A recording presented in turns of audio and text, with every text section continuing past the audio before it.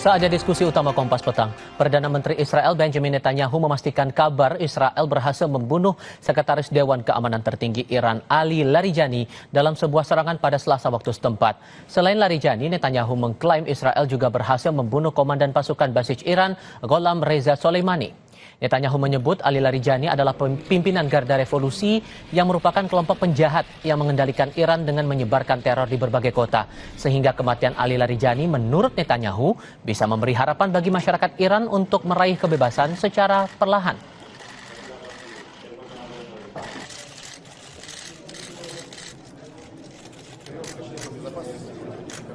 הבוקר חיסלנו את עלי לאריג'אני.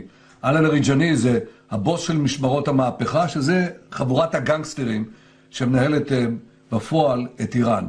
אנחנו חיסלנו לצידו גם את מפקד הבסיס, זה העוזרים של הגנגסטרים, שהם מפיצים טרור ברחובות טהרן וערים אחרות של איראן נגד האוכלוסייה. גם שם אנחנו פועלים מהאוויר עם מטוסים של חיל האוויר, עם כטב"מים, וגם שם פועלים. אנחנו מערערים את המשטר הזה, בתקווה לתת לעם האיראני הזדמנות לסלק אותו. זה לא יקרה בפעם אחת, זה לא יקרה בקלות, אבל אם נתמיד בזה, אנחנו ניתן להם הזדמנות שהם יוכלו לקחת את גורלם בידיהם.